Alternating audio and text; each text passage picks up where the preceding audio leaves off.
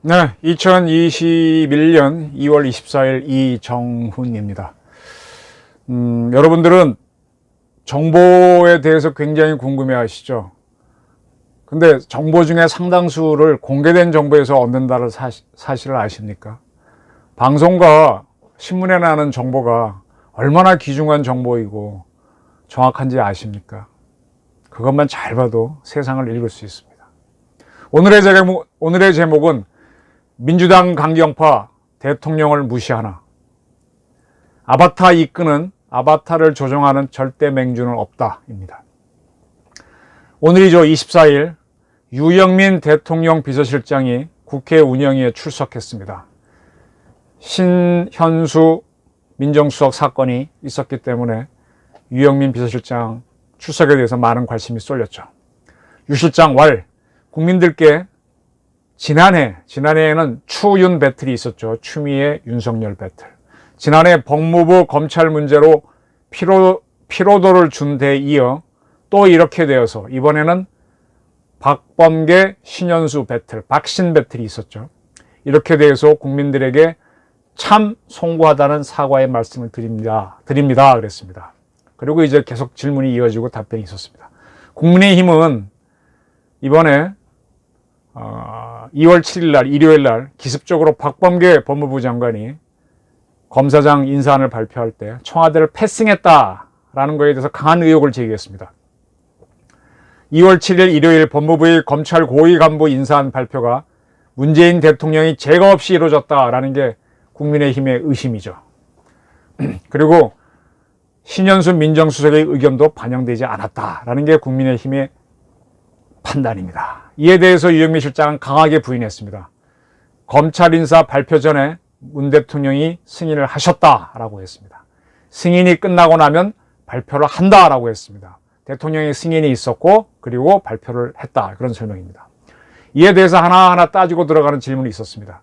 서류상 사전 결제가 있었느냐, 사전 결제가 이루어졌느냐라고 질문하니까 유 실장 그러고 발표 난 뒤에 전자결제를 하게 돼 있다라고 설명했습니다.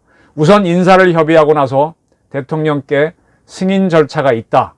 승인이 끝나면 발표를 하고 그 다음에 전자결제를 한다라고 대답했습니다. 부연 설명으로 정부 장차관 인사가 그런 프로세스로 이루어지고 있다. 논란의 포인트가 아닌 것 같다라고 말했습니다. 자, 정리를 하면은 인사를 협의했답니다. 협의의 한쪽 대상이 문 대통령인지, 신현수 수석은 협의하지 못해서 사의를 발표했다고 했으니까 아니죠. 그럼 누구랑 협의를 했는지 모르겠는데 문재인 대통령인지 아닌지는 설명하지 않고 협의가 있었다. 그리고 대통령께서 승인을 했다. 어떻게 승인했는지 모르겠는데. 그리고 발표가 있었다. 그 다음에 전자결제를 한다. 이때는 주어가 대통령입니다. 좀 이상하죠. 모든 정부의 행정은 문서로 하게 돼 있고 그 문서의 결말은 결제로 하게 돼 있는데 결제 없이 먼저 했습니다. 좀 이상하죠. 국민의힘의 정정식 의원 질문했습니다. 누가 언제 검찰 인사안을 대통령에게 보고했느냐라고 물으니까 유 실장 공개할 수 없다. 비서실장인 내가 하지는 않았다. 대통령의 통치 행위이기 때문에 밝힐 수 없다. 자, 아까 인사안을 협의했다 그랬지 않습니까? 대통령이 승인했다 그랬지 않습니까? 그럼 누군가가 검찰 인사안을 대통령한테 들고 가서 보고를 해야 되는데 누가 했냐 그랬더니 나는 안 했고 유 실장 누가 했는지는 밝힐 수 없다. 대통령의 통치 행위이기 때문에 밝힐 수 없다. 네, 이거는 협의가 없었다는 얘기일 수도 있습니다. 중대한 이야기입니다. 곽상도 의원 이런 질문을 했죠. 구체적으로 따지고 했습니다. 그러면 그 기간에 2월 7일 직전에 법무부 인사가 청와대를 출입한 기록을 달라. 그럼 법무부 장관이 갔는지 누가 갔는지 이름은 안 밝혀도 법무부 사람이 간 기록을 달라. 그리고 안 되면 횟수라도 몇 번인지 횟수라도 알려달라 그랬더니 유영민 실장과 어렵다, 못하겠다 이겁니다. 이렇게 되니까 주호영 국민의힘 원내대표가 대통령의 국법상 행위는 문서로 하게 돼 있는데 국법상 행위가 성립되기 전에 발표를 했다는 것은 헌법 위반이다 라고 했습니다. 네. 좀 더 자세한 거는 나중에 훗날 수사가 되거나 어떤 국정조사가 이루어지면 밝혀지겠지만 현재 나온 걸로 보게 되면 심각한 문제가 있는 게 맞습니다. 또 논란이 계속 있었죠. 신현수 민정수석이 2월 7일 박범계 장관의 발표 때 패스됐다는 의혹이 있었잖아요. 거기에 대해서 유영민 실장은 민정수석의 역할이 있는데도 패싱했다는 것은 추측이고 사실이 아니다 이렇게 대답했습니다. 그래서 정의용 국민의힘 의원이 그럼 당신이 직접 신수석을 만나거나 복귀를 설득한 적이 있느냐라고 묻자 유 실장은 리더십을 회복시켜 주겠다. 무엇을 해드리면 되느냐 이런 대화를 많이 나눴다. 신수석은 법무부와 검찰 간 조율자 역할을 맡았는데 리더십에 회복하기 어려운 상처를 받은 면이 있다. 신수석은 본인은 법무부와 검찰 사이의 조율자 역할을 해내기 힘들다는 괴로움이 있었다. 민정수석이 해야 할 일이 중단되지 않아야 해서 나도 사의를 만류했고 대통령도 만류했다. 복귀를 설득했다는 뜻이죠. 그죠? 이건 이렇게 해석해야 되고 앞에 얘기한 거는 아까 제가 풀이한 대로 해석을 해야 되죠. 정의용 국민의힘 의원이 신수석이 대통령께 거취를 일임한다고 했잖아요. 그걸 근거로 신수석의 복귀는 한시적인 것이냐라고 물었더니 유영민 실장은 고민스러운 부분이다. 그 부분이 수리가 될 수도 있고 안 될 수도 있고 신수석은 수차례 사의 표명을 했고 수차례 반려가 아니라 설득을 했다. 그건 무슨 얘기인가 하면은 사의는 표명했고 그 사의를 반려한 적은 없으니까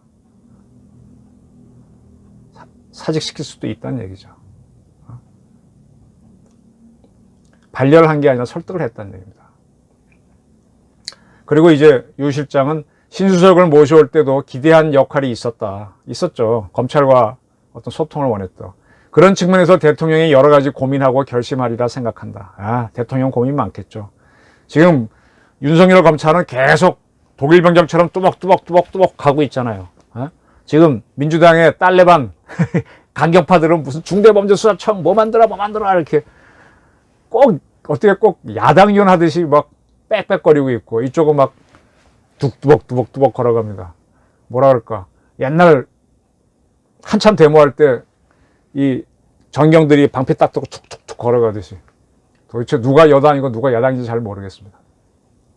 조만간에 저희가 결론을 내리겠다. 오래가지 않을 것이다. 신수석에 대해서 결론을 내리겠다라는 거죠. 곤혹스러운 상황이라는 점을 이해 부탁드린다 그랬습니다. 또 이런 뉴스가 있었습니다. 박범계 법무부 장관이 며칠 전에 검찰 중견 간부 인사안이 발표됐잖아요. 그때 검찰 개혁 타스크포스를 만든다라고 했습니다. 그 인사안에 따라서 2월 26일 내일 모레죠. 법무부 산하에 검찰 개혁 타스크포스를 가동하겠다라고 밝혔습니다. 추미애 시즌2를 우려를 일축한 박 장관이 자기 스타일대로 검찰 개혁 2단계를 구체화하는 전단 조직을 가동시키는 겁니다. 그런데 이와 별도로 여당에서는 어제 제가 방송했지 않습니까? 중대범죄수사청 신설을 강력하게 추진하고 있습니다. 검찰개혁 타스크포스는 더불어민주당이 추진 중인 중대범죄수사청 관련 당정 논의에서 박 장관의 의중을 전하고 조율하는 역할을 할 것으로 전망됩니다. 네, 그걸 하겠죠. 그런데 검찰을 개혁하는데 중대범죄수사청을 만드는 건 또 뭡니까? 그러면 이 개혁의 방향은 중대범죄수사청을 만들면서 검찰을 수사하지 못하도록 만들겠다는 그런 계획인가요? 좀 봐야 됩니다. 지난 2월 23일 박 장관은 민주당 검찰개혁특위와 비공개 당정회의를 가졌는데 그때 중대범죄수사청 신설과 검찰개혁에 대해서 서로 의견을 교환했습니다. 그리고 검찰개혁 소속 민주당 의원은요, 박 장관은 수사와 기소 분리 방향에는 동의한다고 했다. 검찰개혁과 관련된 구체적인 일정과 내용은 당과 협의할 것이란 의견을 표명했다. 이게 무슨 얘기인가 하면은 박 장관은 행정부 소속이니까 대통령의 지시를 받고 대통령의 뜻을 따라야 되는데 그것이 아니고 당의 뜻과 당의 지시를 따르겠다. 당과 함께 가겠다. 그런 의중을 피력했다는 겁니다. 개혁특위 소속 민주당 의원일 말이긴 하지만 일단은 주목해야 될 대목입니다. 박범계는 문재인의 장관이 아니라 민주당의 장관이다. 이렇게 되는 거죠. 이 특위는 수사청 신설법안을 2월 말까지 발의하고 이제 먼저 황운하 의원이 발의했는데 조만간 특위에서 자기네 중대범죄수사청 법안을 발의합니다. 6월까지는 통과시키겠다는 겁니다. 그런데 갑자기 신현수 민정수석 패싱 파문이 일어났고 검찰에서 반발이 있었죠. 또 4월 달에 서울 부산시장 보선이 있습니다. 재보선이 있습니다. 그래서 속도 조절을 해야 된다는 목소리도 나오고 있습니다. 그러니까 예정대로 하자 강경파 아니다 이대로 가게 되면은 선거에서도 지고 그 이후에도 우리가 고립되니까 좀 봐서 하자 온건파 대립이 있는 거죠. 박 장관은 이에 대해서 원래부터 시행된 수사권 개혁의 안착과 반부패 수사 역량이 후퇴해선 안 된다는 차원의 대통령 말씀이 있었다. 원론적인 거죠. 대통령께서 하신 당부를 제가 속도 조절로 표현하지는 않았다라고 그랬습니다. 이게 뭔가 하면 나는 민주당의 강경파와 뜻이 같다 그런 뜻이죠. 애둘러서 표현한 거죠. 자, 그러면 2월 7일 날 박범계 장관이 검사장 인사안을 발표할 때 청와대 패싱 가능성은 높아지는 거죠. 대통령은 나중에 발표가 됐으니까 전자결제를 한 게 될 수도 있는 거죠. 물론 그 전에 뭐 여러 가지 얘기는 들었겠죠. 그러나 뭐 박 장관이 들어와서 대통령한테 보고를 하고 협의했다? 그런 건 없었다는 얘기일 수도 있는 겁니다. 그러니까 말을 못 하는 거죠. 유영민 실장은.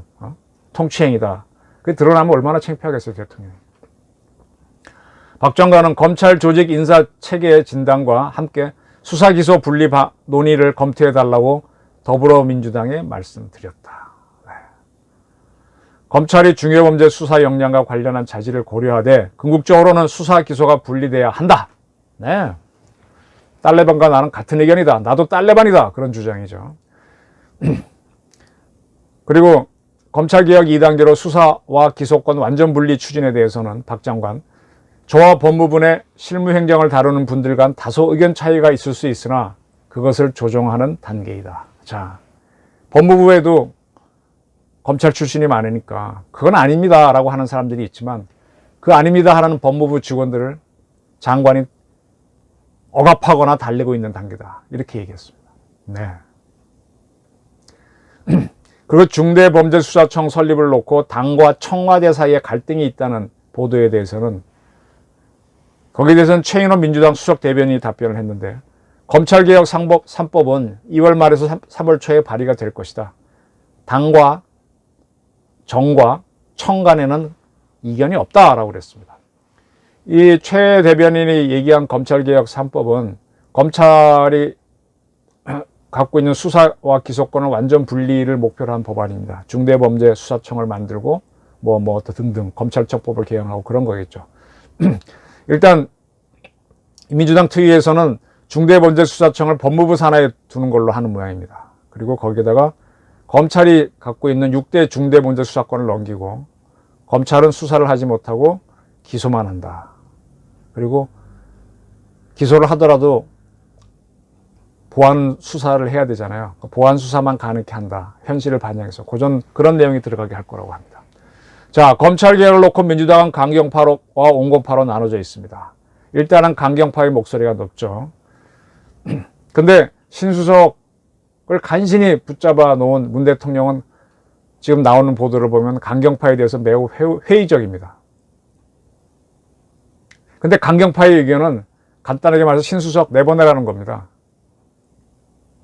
근데 대통령이 그걸 받아들이지 않고 있는 거죠. 온건파는 가만히 들어보면은 그래도 민주당 사람들이라고 중대범죄수사청 설립에는 반대하지는 않는다라는 거예요. 근데 4월 보선에서 패배할 수 있으니 설립을 늦추자는 그런 주장입니다. 박범계 장관은 문 대통령의 지시가 있어 주춤하지만 기본적으로 강경파의 입장입니다. 딸레반입니다. 그리고 황건화 의원은 벌써 독자적으로 중대범죄수사청 설립을 위한 공청회를 먼저 해버렸어요. 몇몇 의원들과 함께.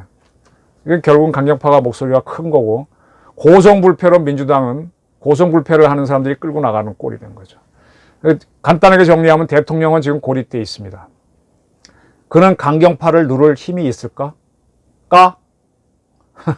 누르지 못하면 신수석은 다시 사의를 표명하거나 문 대통령은 강경파의 요구대로 신수석을 사직 처리해야 됩니다.